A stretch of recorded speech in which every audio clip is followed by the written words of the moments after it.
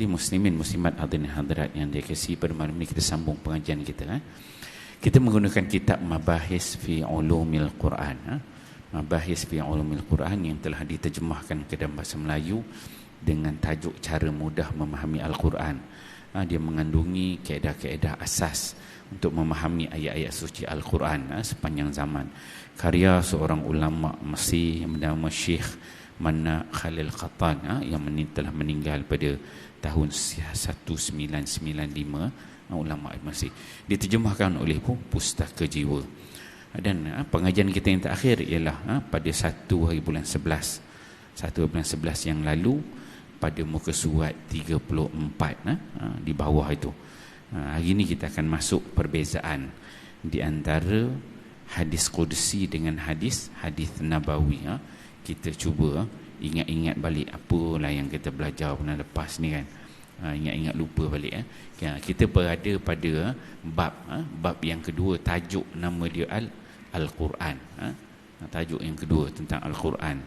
Dia bagikan, sebelum ni kita ada belajar tentang takrif Al-Quran, apa dia pandangan ulama, bahasa istilah. Kemudian dia masuk kepada nama Al-Quran. Ada berapa nama Al-Quran. Kemudian kita bahaskan sifat Al-Quran lah. 1, 2, 3, 4, 5 sifat Al-Quran. Habis nama, habis sifat Al-Quran, kemudian dia baru masuk kepada tajuk perbezaan antara Al-Quran, hadis qudsi dan juga hadis nabawi. Dan pengajian kita yang lalu tajuk ini, dia bincangkan tentang hadis nabawi itu, apa dia, apa takrif dia, apa bentuk dia, apa jenis-jenis dia kan. Ada beberapa bentuk yang kita bincangkan. Kemudian dia masuk, lepas hadis nabawi, dia masuk kepada hadis qudsi. Apa bentuk dia, ada berapa kerangka dia, kita bahaskan pada pengajian kita yang lalu. Sampailah muka surat 34. Dan pada hari ini kita akan masuk tajuk perbezaan di antara hadis qudsi dan juga hadis nabawi. Okey. Secara rangkanya, hadis nabawi merujuk kepada Nabi, hadis qudsi merujuk teksnya itu daripada Nabi, maksudnya daripada Allah Subhanahu Wa Taala. Okey, itu rangka dia begitu. Okey. Kata pengarang dia kata sini, hadis nabawi itu ada dua jenis. Mula itu dia bagikan takrif hadis nabawi, kemudian dia bagi takrif kepada hadis qudsi. Bila dia nak bezakan sini perbezaan di antara hadis qudsi dan juga hadis nabawi, so pengarang dibawakan dulu kerangka hadis nabawi. Hadis nabawi itu dipecahkan, disebut sini kata pengarang, hadis nabawi itu ada dua jenis. Yang pertama nama dia tawqifi, ta waw qaf fa. Ta waw qaf dulu, qaf fa. Tawqifi, tawqaf qifi. Tawqifi ni apa dia? Yang bersifat tawqifi, iaitu kandungannya diterima oleh Rasulullah sallallahu alaihi wasallam daripada wahyu. Tengok maksudnya. Ni hadis nabawi. Hadis nabawi tu ada dua jenis. Pertama namanya tawqifi. Tawqifi ini yang sifat tawqifi itu isi kandungan diterima daripada oleh Nabi sallallahu alaihi wasallam daripada wahyu. Okey. Lalu ia jelaskan kepada manusia dengan kata-kata yang berasal daripada beliau. Okey. Di sini meskipun kandungannya disandarkan kepada Allah Subhanahu Wa Taala, tetapi daripada segi perkataan lebih sesuai disandarkan kepada Rasulullah sallallahu alaihi wasallam. Sebab kata-kata itu disandarkan kepada sesiapa yang mengatakannya, walaupun terdapat makna yang diterimanya daripada pihak lain. Okey. Kita jangan dia macam nak goyang dah, keliru dengan hadis qudsi. Okey. Dia kata bentuk yang pertama ni yang dikatakan hadis nabawi itu ada dua jenis. Yang pertama tu bentuknya tauqifi. Tauqifi ini daripada perkataan waqaf, wa waqafa. Tauqifi Wakaf ni berhentilah, wakaf. Kata wakaf berhenti. Jadi dia memberi maksud kandungannya, maksudnya hadis itu yang bentuk tauqifi ni, isi kandungan hadis yang Nabi nak sebut itu diterima daripada wahyu. Wahyu maksudnya daripada Allah Subhanahu Wa Taala, isi kandungan dia. Kemudian dijelaskan kepada manusia dengan kata-kata yang berasal daripada Nabi sallallahu alaihi wasallam. Macam seolah-olah hadis qudsi. Tapi bila disebut hadis qudsi itu memang teksnya daripada Allah, dia punya makna daripada Allah Subhanahu Wa Taala secara direct. Okey, dia kata. Maka disebut di sini meskipun kandungannya disandarkan kepada Allah, tetapi dari segi perkataan lebih sesuai disandarkan kepada Rasulullah sallallahu alaihi wasallam. Sebab kata-kata itu disandarkan kepada siapa yang mengatakannya, walaupun terdapat makna yang diterimanya daripada pihak lain. Jadi Nabi sallallahu alaihi wasallam ni ada waktu dan ketika bila dia bercakap, cakapnya itu bukan daripada diri dia sendiri, tetapi dia dapat wahyu daripada Allah, tapi tak dinamakan sebagai hadis qudsi. Kalau hadis qudsi nanti dia akan ada sebelum ni pengajian kita lalu, dia akan ada dalam tu kata qala Allah taala, yaqulullahu taala. Maksudnya dalam teks tu Nabi sendiri describe, Nabi terangkan secara jelas dan katanya Allah mengatakan begini-begini, kan? Yaqulullahu taala, qala Allah taala dalam hadis itu.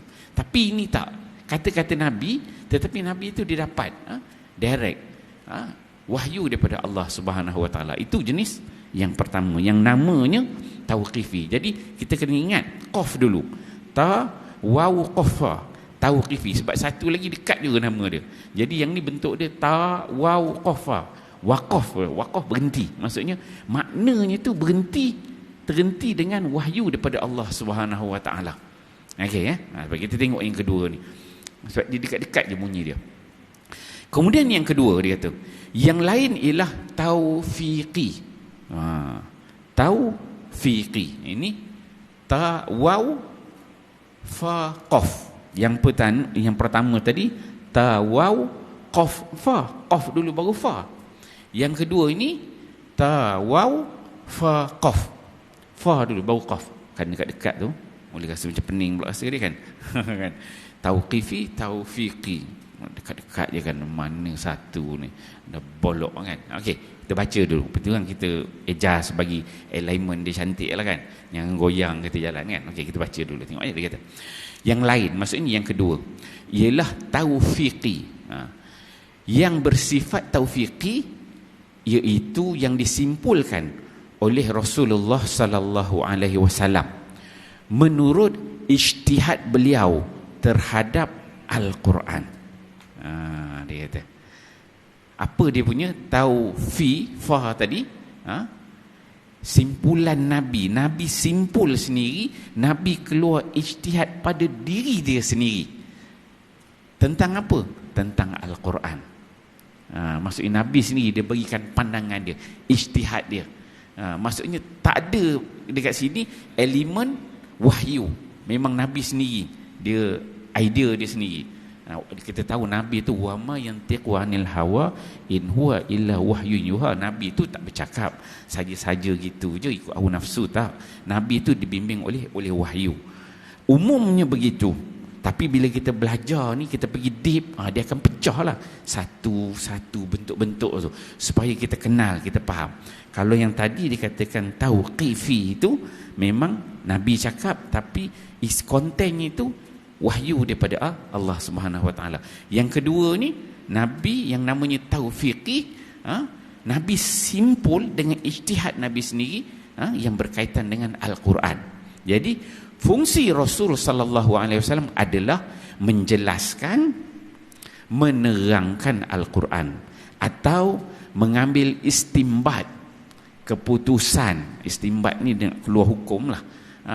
Keputusan hukum dengan perenungan dan ijtihad. Maksudnya Nabi SAW bila turun satu-satu wahyu ayat Al-Quran tu, Nabi pun dia tengok lah, apalah maksud di sebalik ni. Nabi tengok, cuba baca, cuba faham. Yang mana ketika mana Nabi SAW keluarkan statement, Nabi bercakap sesuatu, maka kata-kata itu memang datang daripada Nabi. Dia tak ada melalui wahyu. Kan? Ini jenis ni. Yang qaf mula, tahu, yang fa, taufiqi. Memang daripada Nabi sallallahu alaihi wasallam, ijtihad Nabi, dia kata. Dalam hal ini dia kata, wahyu akan mendiamkan jika ijtihad itu benar. Tengok. Dia ada dengan kaitan dengan wahyu.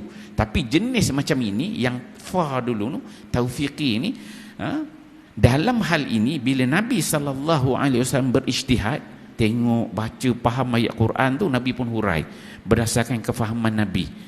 Jadi andai kata apa yang diterangkan oleh Nabi sallallahu alaihi wasallam tu tepat sebagaimana yang Allah hendak, bertepatan dengan kehendak Allah, maka wahyu akan mendiamkan. Wahyu akan mendiamkan jika ijtihad itu benar. Betul. Maksudnya Allah SWT takkan wahyukan apa-apa kepada Nabi, sebab apa yang Nabi cuba terang itu dah bertepatan dengan kehendak Allah Subhanahu Wa Taala, kan. Kemudian, dan apabila terdapat kesilapan, kalau tiba-tiba Nabi renung, cuba faham, kemudian Nabi berijtihad tetapi tersilap, contohnya kurang tepat, kan. Dan apabila terdapat kesilapan, maka wahyu akan turun untuk meluruskannya, dia kata. Okay. Jadi boleh berlaku begitu. Nabi cuba disebut tak bertepat, maka wahyu akan turun untuk membetulkan apa yang Nabi terangkan tu kurang jelas. Banyak sebenarnya, tuan-tuan, kalau kita belajar ni, banyak kes-kes yang mana bila mana Nabi SAW berijtihad kurang tepat. Contohnya tentang tawanan Badar, kan. Tawanan Badar kan Nabi ikut pandangan Abu Bakar dengan sahabat, kita tawanan ni bagi boleh dia orang ni pampas balik, kan, tebus balik, suruh ngajar. Sedangkan Umar kata bunuh aja, kan. Kemudian turun wahyu yang mengatakan Allah kata pandangan Umar tu yang lebih tepat.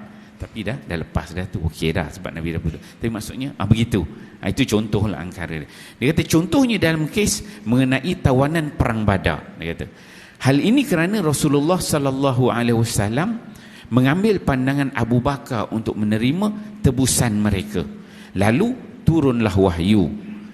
Kata wahyu datang menyebutkan tidak patut bagi seorang Nabi mempunyai tawanan perang.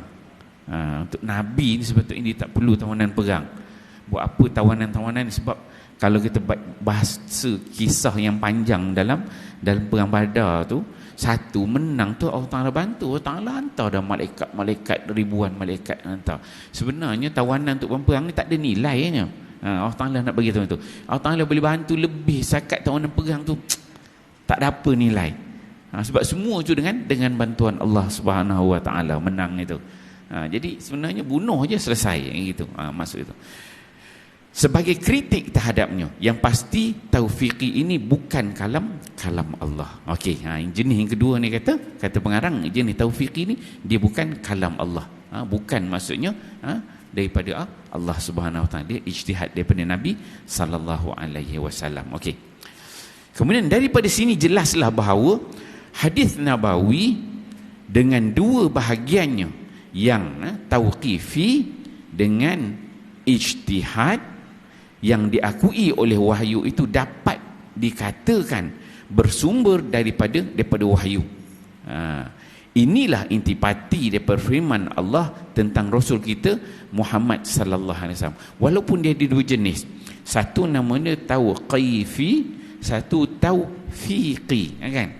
Walaupun satu tu ijtihad Nabi, tapi sebenarnya ijtihad Nabi tu akan disupport oleh Allah Subhanahu Wa Taala apabila dia tidak bertepatan dengan Al-Quran, dengan apa yang Allah nak putuskan. Jadi secara tidak langsung dua-dua ini, sama ada tauqifi atau taufiqi, ini adalah bentuk yang bersumber daripada wahyu.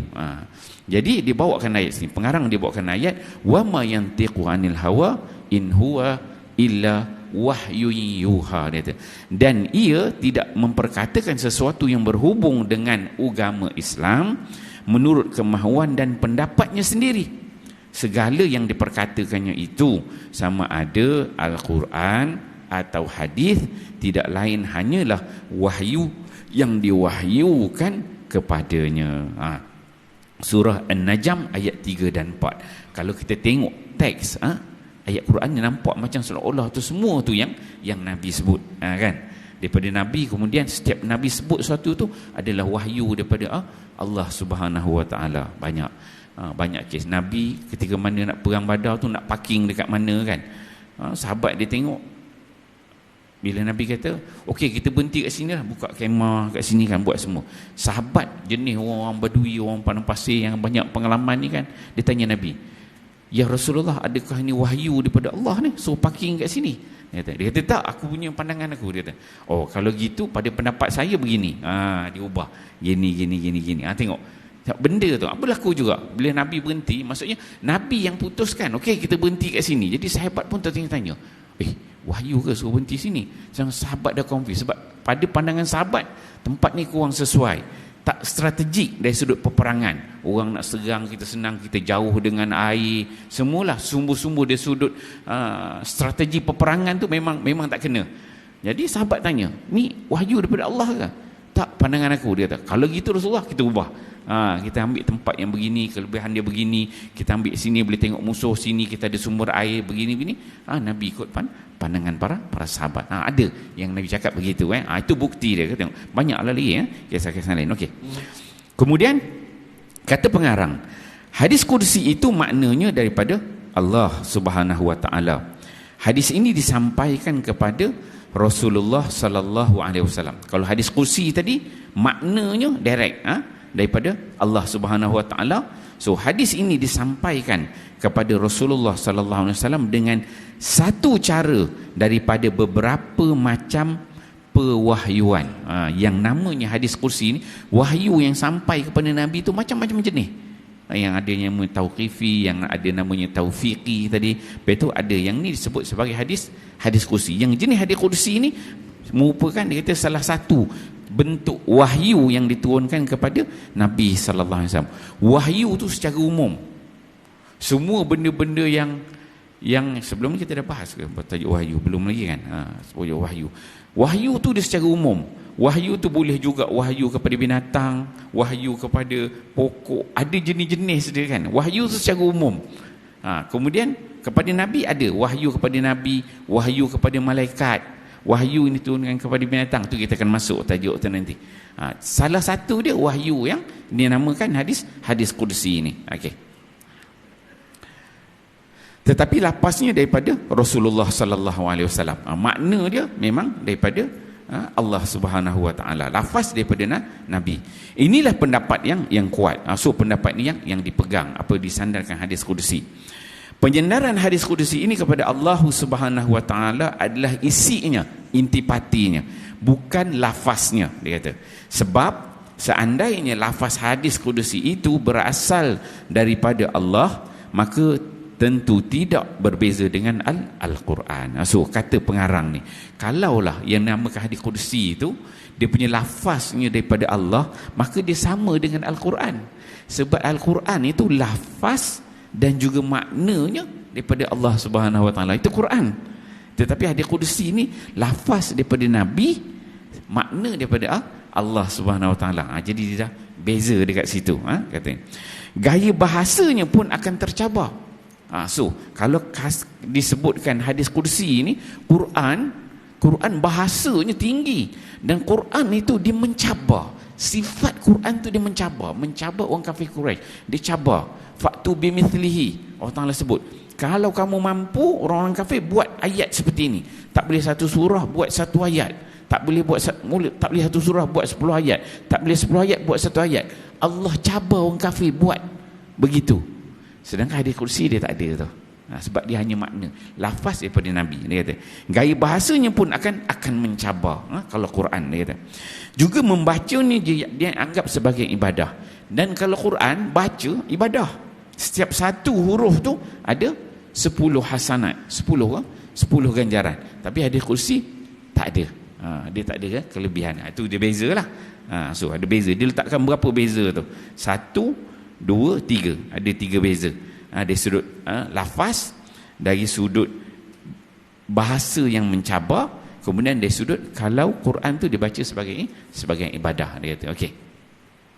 Kemudian muka surat 36 tu, kata pengarang, mengenai hal ini muncul dua syubhat. Jadi bila dah ada namanya hadis qudsi, hadis nabawi ni, dia muncul benda-benda syubhat. Syubhat ni benda yang meragukan. Jadi kita syubhat, confuse, kan, dia kata.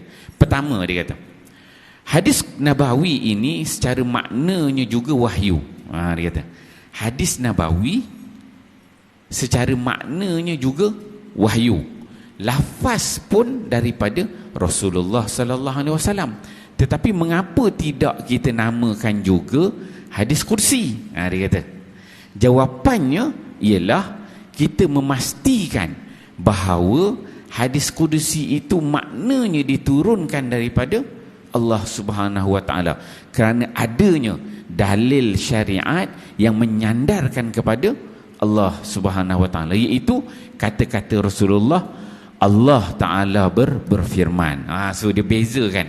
Dalam kalam Nabi tu akan ada kata-kata Allah Taala berfirman, qala Allah Taala, yaqulullahu Taala, dia kata, atau Allah Taala berfirman. Itu sebabnya kita namakan hadis itu hadis qudsi, dia kata. Jadi kita boleh trace kalau ada perkataan yaqulullah, qala Allah Taala dalam kalam Nabi, maka dia akan merujuk kepada hadis qudsi, dia kata. Itu sebabnya kita namakan hadis itu hadis qudsi, berbeza dengan hadis-hadis nabawi, dia kata. Hadis nabawi itu tidak mengandungi kata-kata seperti itu. Kalau yang Nabi punya teks yang namanya tauqifi ataupun taufiqi tadi, direct pada Nabi nak cakap, dia cakap aja. Cakap. Cuma kita tak dapat nak beza. Bukan kita yang cakap dan kita tak tahu. Sebab yang cakap tu Nabi yang tahu. Nabi kata, yang ni aku cakap sebenarnya ini merupakan wahyu daripada Allah. Yang ni aku cakap ijtihad aku sendiri. Kita tak tahu. Kita tahu. Yang tahu Nabi. Sahabat pun tak tahu. Sahabat pun bila confuse, sahabat tanya, Rasulullah, ini wahyu ke ijtihad sendiri? Rasulullah kata, tak, ni pendapat aku. Pendapat aku kita bincang balik, kan? Kalau ini wahyu, no comment, kita follow, kan? Jadi sahabat pun tak tahu. Nabi je yang tahu. Dan Nabi pula bila dia cakap tu, Nabi tak bagi tahu sahabat yang ni wahyu ke. Tapi kalau Nabi sebut yang ni adalah wahyu, maksudnya Nabi akan nyatakan dan kata qala Allah Taala dalam kata-kata Nabi itu. Ini Allah sebut begini, maka para sahabat pun diam, sebab ini adalah hadis qudsi. Okey ya? Alright. Berbeza dengan hadis nabawi. Hadis nabawi itu tidak mengandungi kata-kata seperti itu. Okey, itu tadi kita berhenti ya. Di samping itu boleh jadi masing-masing kandungannya disampaikan melalui wahyu, yakni secara tauqifi. Okey. Dia kata tengok, di samping itu boleh jadi masing-masing kandungannya disampaikan melalui wahyu, yakni secara tauqifi. Itu yang saya sebutkan tadi. Boleh jadi benda tu tauqifi, wahyu daripada Allah Subhanahu Wa Taala, sebab kita tak tahu dia tu. Dan mungkin juga disimpulkan melalui ijtihad Nabi sallallahu alaihi wasallam, itu secara taufiqi. Kan? Itu tengok, dia kata di samping, start pada di samping itu dia jadi ihtimal tu boleh jadi tauqifi, boleh jadi taufiqi. Cuma kita ingatlah yang qaf itu dia berhenti, waqaf. Ingat, qaf tu dia berhenti, yang tu memang maksud dia daripada Allah SWT. Kalau fa taufiqi, yang tu ijtihad Nabi. Jadi dia boleh pergi kat sini, boleh pergi kat sini. Kalau yang hadis qudsi tadi memang ada perkataan yaqulullahu ta'ala, qala Allah ta'ala dalam firman dia. Okey. Dengan demikian kita namakan kesemuanya itu dengan hadis nabawi, kata, sebagai nama yang pasti. So yang nama tauqifi dengan taufiqi ni, dua ni kita namakan dia sebagai hadis nabawi, secara pasti, secara jelas. Dia tak pecah lah. Maksudnya bila hadis qudsi tu dipecah lagi satu jenis, tapi yang nama tauqifi dengan taufiqi ni dia tak pecah, dia hanya campak sekali terus atas nama hadis nabawi. Dia kata, seandainya kita mempunyai bukti untuk membezakan nama wahyu tauqifi, tentulah hadis nabawi itu kita namakan pula sebagai hadis qudsi. Dia kata pengarang, dia kata seandainya kita mempunyai bukti, kalaulah kita ni boleh buktikan bahawa yang Nabi cakap ni sebenarnya merupakan wahyu daripada Allah, maka kita akan ubah status dia tu daripada hadis nabawi yang sifatnya tauqifi itu kepada hadis qudsi. Sebab dah dapat trace, dah dapat confirm bahawa ini sebenarnya daripada Allah Subhanahu Wa Taala, wahyu tu, makna dia tu. Tapi kita tak tahu. Nabi je yang tahu. Sahabat ni nukil ambil kan. Sebab sahabat pun dalam banyak-banyak Nabi punya hadis tu tak dapat nak trace mana tauqifi, mana taufiqi. Melainkan ada beberapa tanda dan pertanyaan daripada sahabat. Okey. Itu yang pertama dia kata. Itu syubhat yang pertamalah. Selesai. Kemudian yang kedua dia kata, apabila lafaz hadis qudsi itu daripada Rasulullah sallallahu alaihi wasallam, maka dengan alasan apakah hadis itu dinisbahkan kepada Allah melalui kata-kata Nabi, seperti Allah Ta'ala telah berfirman atau Allah Ta'ala berfirman, dia kata. Okey, yang kedua dia kata, kalau lafaz hadis qudsi itu daripada Rasulullah, maka dengan alasan apa alasan yang kita nak katakan hadis itu nak dinisbahkan kepada Allah? Kalau dah lafaz hadis itu daripada Nabi, lafaz hadis itu daripada Nabi, maknanya aja daripada Allah. Tapi kalau dah lafaz daripada Nabi, sebab apa pula kita nak sandarkan benda itu daripada Allah? Dia kata, apa logiknya? Sebab lafaz itu daripada Nabi punya lafaz, bukan lafaz daripada Allah. Dia kata, apabila lafaz hadis qudsi itu daripada Rasulullah, maka dengan alasan apa jenis hadis qudsi itu nak dinisbahkan kepada Allah melalui kata-kata Nabi, seperti Allah Ta'ala telah berfirman? Sebab dalam teks hadis qudsi itu ada perkataan Allah Ta'ala berfirman atau Allah Ta'ala telah berkata-kata kan. Yaqulullahu Ta'ala, qalallahu Ta'ala. Maka dah ada perkataan itu, maka tak perlu disandarkan kepada Allah Subhanahu Wa Taala, sebab dia membawa makna lafaz daripada Nabi. Jawapannya, hal seperti ini biasa berlaku dalam bahasa Arab, dia kata, yang mana sesuatu ucapan disandarkan berdasarkan kandungannya, bukan lafaznya. Misalnya, apabila kita mengubah satu bait syair, kita buat pantun apa, kita mengatakan si penyair berkata demikian-demikian, dia kata. Juga apabila kita menceritakan apa yang kita dengar daripada seseorang, kita pun mengatakan si fulan berkata demikian. Tengok tu. Kita contoh dari sini, contohnya SU dia dengar pengurusi cakap. Pengurusi kata begini bla bla bla bla bla. Maka SU menggunakan kalam SU untuk beritahu AJK. Ini pengurusi pesan begini. Tengok, dia akan ada pengurusi pesan begini. Ataupun Imam Bilal dapat arahan daripada Imam. Imam berkata begini. So Bilal kata, okey, jemaah semua Imam pesan begini. Tengok, dia cakap tu. Imam pesan kan. Kata-kata Imam begini. Begitulah redaksi bentuk yang dikatakan hadis qudsi itu. So nampaklah, jadi lafaz itu walaupun katakan imam tu dia cakap bla bla bla bla ayat dia, tapi bila Bilal sebut, Bilal dia menggunakan bahasa dia. Gitu okey, dia kata. Begitu juga Al-Quran menceritakan tentang Musa, tentang Firaun dan lainnya dengan lafaz yang bukan lafaz yang mereka ucapkan langsung, dan dengan gaya bahasa yang bukan pula gaya bahasa mereka, tetapi tetap sahaja disandarkan kepada mereka. Contoh dia buatkan dalam Quran ni banyak.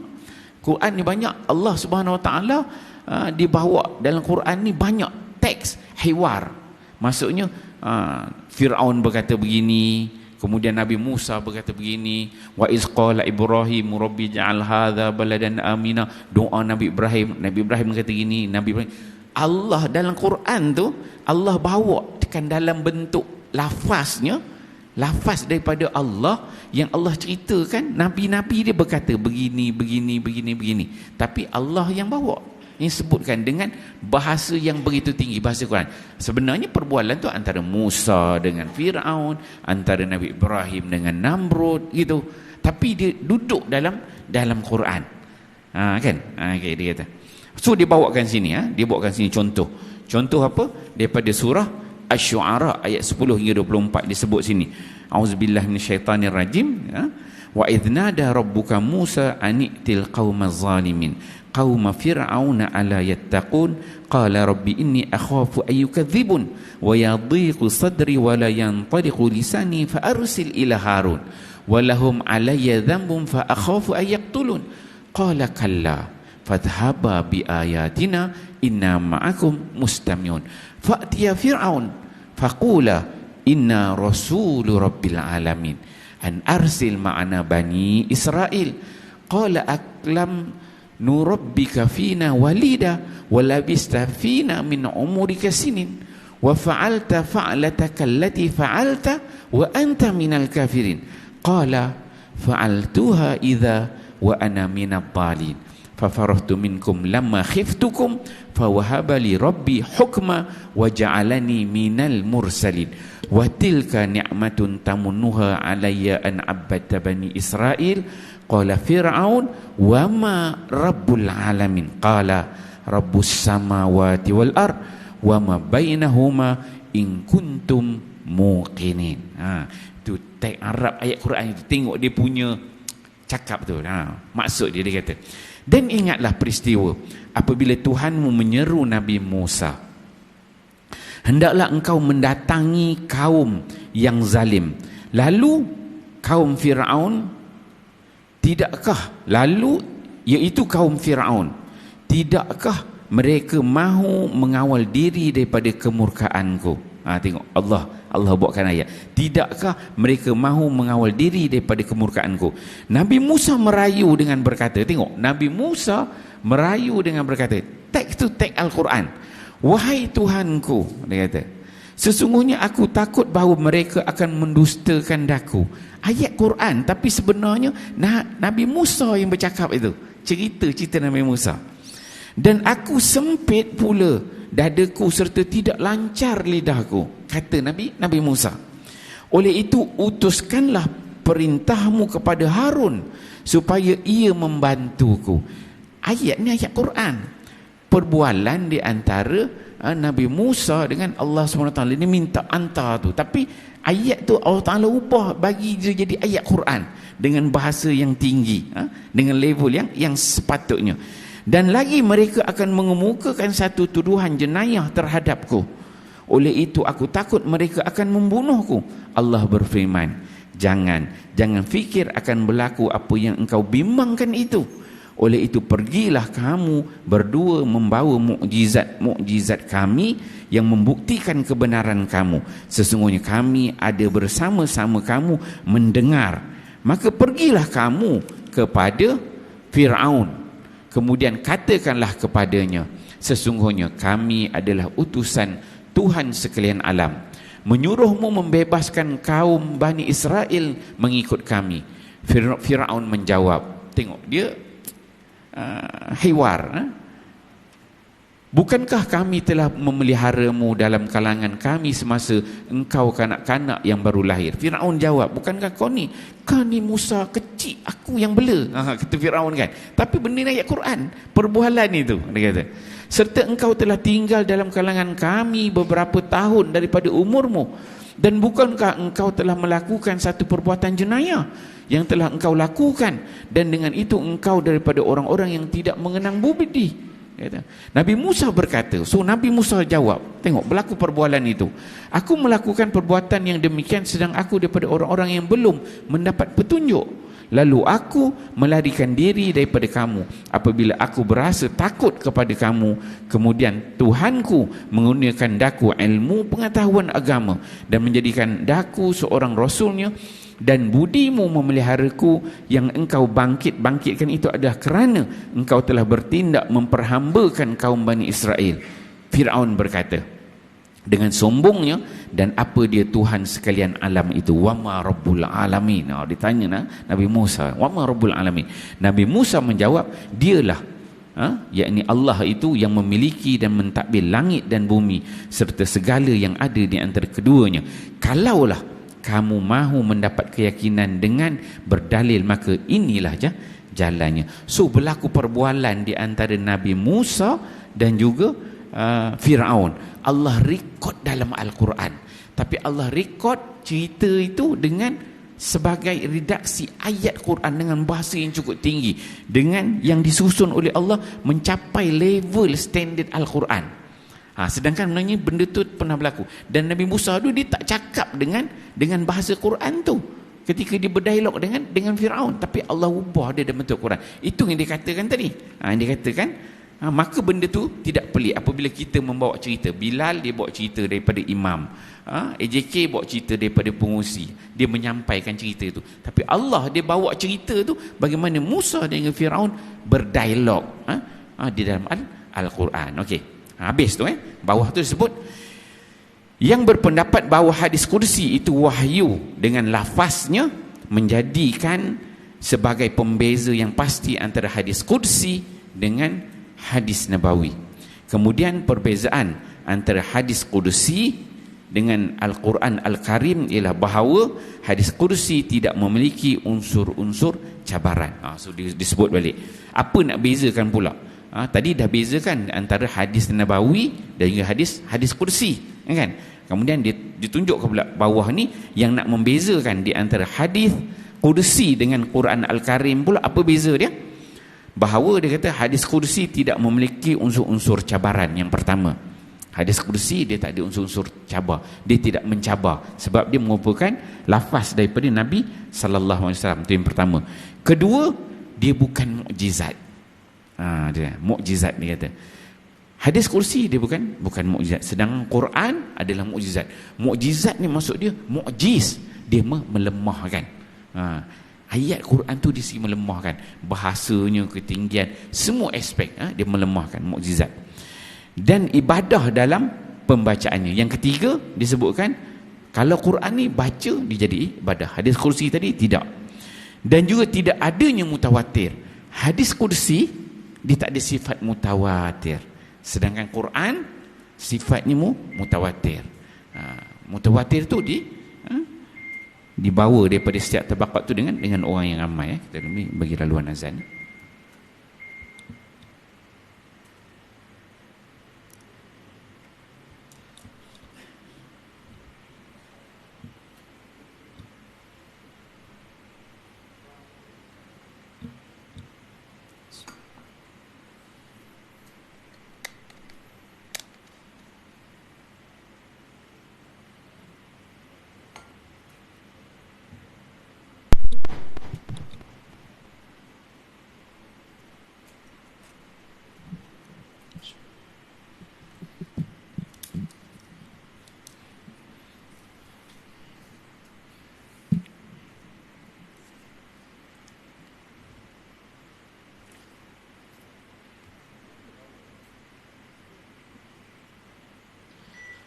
Allahu Akbar, Allahu Akbar, Allahu Akbar, Allahu Akbar, Allahu Akbar. Asyhadu an la ilaha illallah.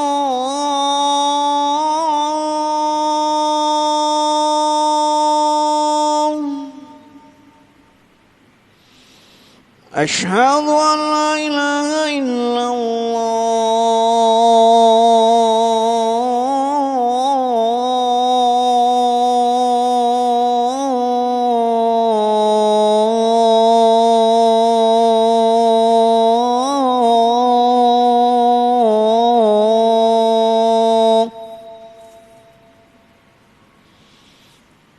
أشهد أن محمدا رسول الله.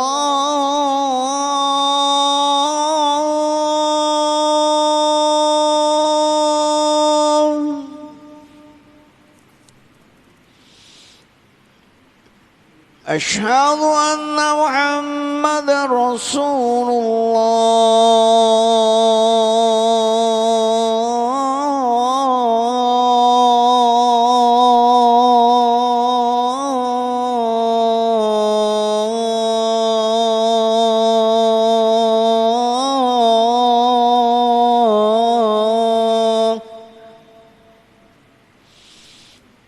حي على الصلاة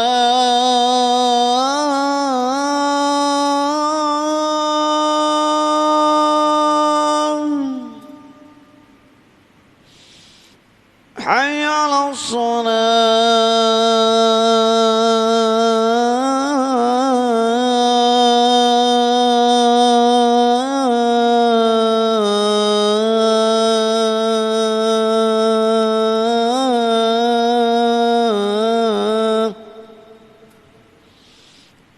حي على الفلاح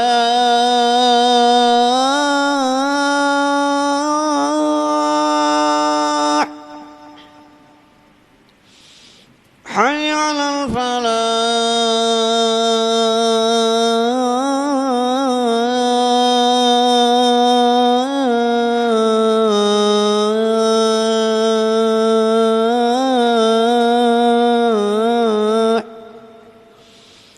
الله أكبر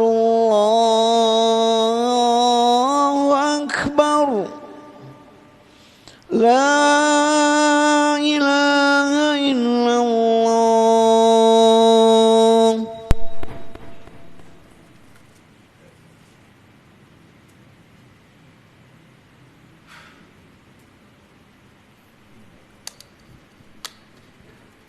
Muslimin muslimat hadirin hadirat yang dikasihi sekalian ya.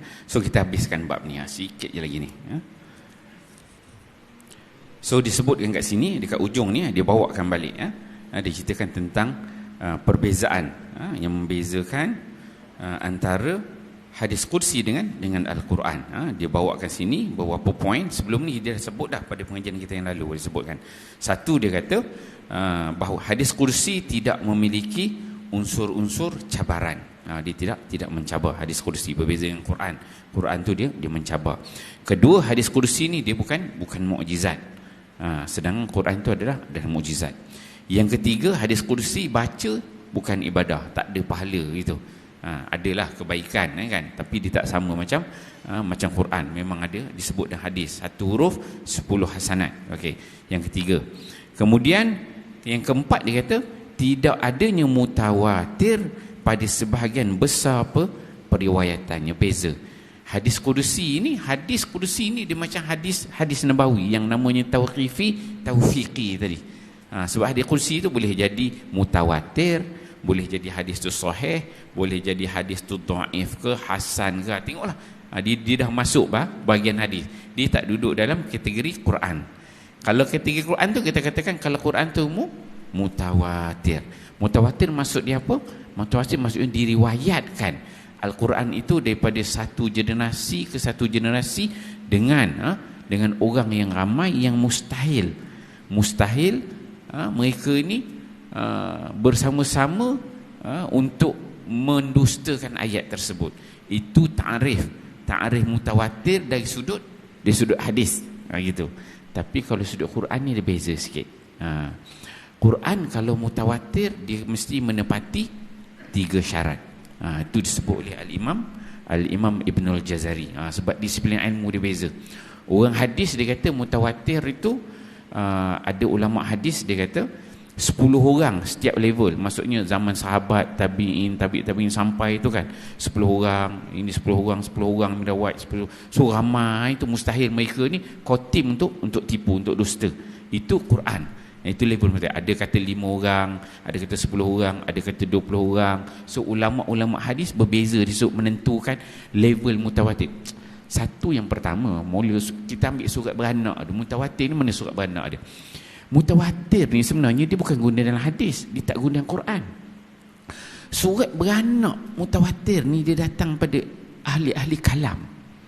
Orang yang belajar ilmu kalam, belajar ilmu akidah. Mereka ni dulu ulama-ulama akidah ni dulu yang mula guna perkataan mutawatir. Tawatur. Kalau Arab dia kata tawatur. Mutawatir. Ulama-ulama usul yang guna perkataan mutawatir ni, mereka guna istilah itu. Kemudian istilah itu lepas mereka guna, orang hadis guna. Bila orang hadis guna, dia letakkan dawabit, ciri-ciri dia, bagaimana spek nak katakan mutawatir. Lepas orang hadis guna, orang Quran lah ambil. Orang Quran pula ambil nak cerita bagaimana mutawatir daripada Quran. Kalau Quran, tadi hadis saya sebut, kalau Quran mutawatir, dia sebagaimana disebutkan oleh Imam Ibnul Jazari, dia kata kullu ma wafaqa wajhan nahwi wa kana li rasmi ihtimalan yahwi wa sahha isnadan huwal qur'anu fa hadhihi thalathatu al arkanu wa ma yakhtallu ruknu thabiti syudzudahu law annahu fis sab'ati. Kata Imam Ibnul Jazari, dia kata syarat untuk jadi Quran itu mutawatir tu, satu dia kena bahasa Arab, kedua bertepatan dengan mushaf Utsmani, ini mushaf yang tulis pada zaman Sayyidina Utsman, kita akan masuk tajuk tu nanti. Dan yang ketiga kata Imam Ibnul Jazari wasaha isnadan huwal Quranu, yang ketiga ialah sah sanad. Ada tiga tu, satu bahasa Arab bertepatan dengan mushaf Utsmani, ketiga sah sanad. Sah sanad, dia tak kata mutawatir sanad. Wasah isnadan, sah sanad. Fa hadhihi thalathatu, dia kata inilah tiga. Fa hadhihi salasatu al arkanu, tiga rukun. Kemudian kata Imam Ibnul Jazari wa haitsuma yakhtallu ruknu thabiti, di mana-mana kamu jumpa jatuh salah satu rukun yang tiga ini, syudzudahu law annahu fi sab'ati, maka apa yang kamu tengok, yang kamu baca tu dia akan jadi syazah. Syazah ni tidak mutawatir, dia syazah. Tiga tu syarat. Law annahu fi sab'ati, walaupun kamu jumpa ayat itu pada imam-imam qurra yang tujuh, maka dia bukan mutawatir, disebut sebagai syazah. So the Quran tu dia beza sikit. Ada, maksudnya ada tiga syarat. Ada setengah ulama dia katakan syarat yang ketiga tu aja, yang sah sanad tu dia tak ambil sah. Dia katakan apabila mutawatir sanad tu maka itu Quran. Adalah perbahasan. Secara jumhurnya kalau Quran cukup tiga syarat ni ada dalam kategori itu, maka dia dikata disebut sebagai mutawatir. So berbeza dengan kerangka dalam disiplin ilmu hadis. Hadis dia ada sebab ilmu hadis ni dia mari kemudian sikit. Ilmu Quran ni daripada mula Nabi dah sebut. Kita baca hadis yang mula tu, la taktubu anni syai'an ghairal Quran. Hadis tu mula kita baca dulu. Jangan tulis daripada aku selain daripada Quran. Mula wahyu tu untuk Nabi sendiri dah takut. Nabi kata tulis Quran, yang lain jangan tulis. Kan? So terpelihara tu pada zaman Nabi lagi dah. Hadis tu tidak. Dia belum lagi. Jadi hadis ini dia mari kemudian. Sebab itu dia banyak pembahasan. Nanti kita bincangkan lagi isu tu dengan lebih panjang daripada kuliah-kuliah kita yang akan. So kita berhenti, kita habis muka surat 38, kita habis tajuk bab Al-Quran. InsyaAllah pengajian kita yang akan datang kita akan masuk bab yang ketiga, akan masuk bab wahyu. Wahyu ni kita akan belajar. Bab kedua ni dia cerita sebahagian daripada wahyu. Namanya Quran, hadis nabawi, hadis qudusi, tauqifi, taufiqi. Ini sebahagian daripada wahyu. Tapi dia letak bab ketiga, bab wahyu. Wahyu ni dia umum. Lagi macam-macam jenis lagi. Kita akan faham apa sebenarnya wahyu. Apa beza wahyu dengan Quran, dengan hadis nabawi, kan? Dia ada kerangka yang berbeza-beza. Jadi bila kita faham disiplin begini, bila orang cakap-cakap, kata, yang ni wahyu, ini jenis gini, ni gini. Jadi kita tak tersasar dari landasan untuk memahami ayat-ayat tersebut. Okey, kita sampai begitu. Ini berapa bulan? 6